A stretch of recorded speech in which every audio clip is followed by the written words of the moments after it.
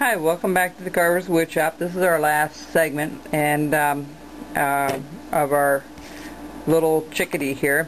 Well, we have our chickadee here, and it needs to go on a base like this and on a piece of driftwood. I'm just going to explain real quickly how that's done. So let me put him over here and show you what I have here. I have a piece of driftwood. Well, let me first tell you about the bases. The bases, you can buy them at any craft store if you want. These are handmade here. I made both of these. I used a router on one and I used a gouge on the other. And what you want to do is you want to make them round or oval. You can do whatever you want. This is walnut. I had at the farm here, we had a supply. We had a lumber mill near us years ago, and John had a bunch of this walnut when I went to pick up lumber for our stalls over here at the farm, and I asked John if he could get me a bunch of this, and he did. So I made quite a few bases over the years with the stuff. I'm pretty sure I'm out of it now. That was about 10 or 15 years ago, but that's where I got it. And you can get that probably at Woodcrafters or at a sawmill. This was green when I got it, and it was really beautiful stuff. So you can use this, or you can use go to someplace like Lowe's or AC Moore or someplace like that. Some kind of hobby shop will have some bases for you too. And even if they're pine, you can paint them brown. They don't look as nice, but it does the same job.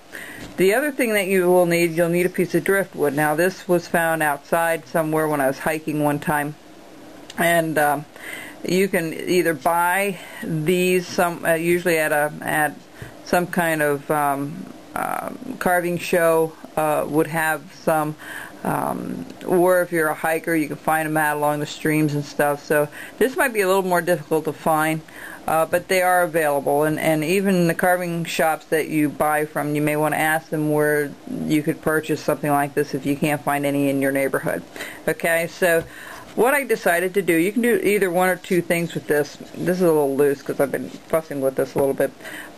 You drill a hole at the bottom of your base, and then you make sure that your driftwood is hard enough at the bottom that you can put that screw in there that will fasten pretty well. Now, if a piece of driftwood is too tall or too big, you can cut it. And you can cut it at an angle so it can sit at the top, or you can cut it straight that it will sit at the top over here. I'm going to leave this long, and I was going to do a wall mount. So what I'll do is I'll end up having this chickadee nestled right there. See? Okay? And then he'll be hung on a wall somewhere, and that will stick out. Or I could cut that and have him sitting at the very, very top here. But what you want to try to do with these, with mounting these, is try, and you take that little stick, that little dowel, you're going to drill a little hole. You know, if you mess up the paint, you can repaint it, but that should be hidden anyway wherever you sit it on the branch there, or on the piece of driftwood.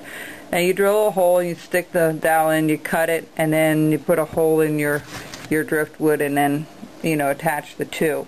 It's not real difficult to do. But one thing you want to remember is you're trying to hide that dowel. I don't like to feed on the birds at all. I just don't care for them. They're a pain in the neck to do. I don't find any pleasure in working with it.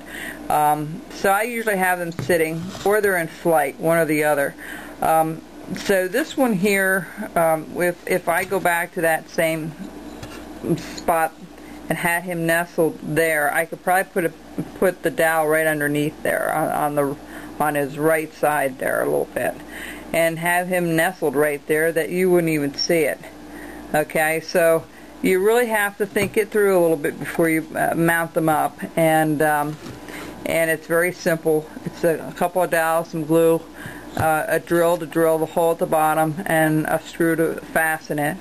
And try to set that screw in a little bit, and that it's not sticking out, so if you have it sitting, it's not wobbling. Alright, same thing with this one. I have it in a little bit. Actually that's a drywall screw there. It works, and it's been like that since 1990, so it's been fine. So folks, this is the end of our series. I just showed you how to put the mount together. You know, and that may take a little finding these things if you haven't already. There's no hurry for that. You know, once you find the right mount to put it on, it will work for you, I'm sure. All right, so keep carving. I hope you enjoyed doing the chickadee. It's been a lot of fun doing it with you with the tape, and I hope you learned a lot doing this.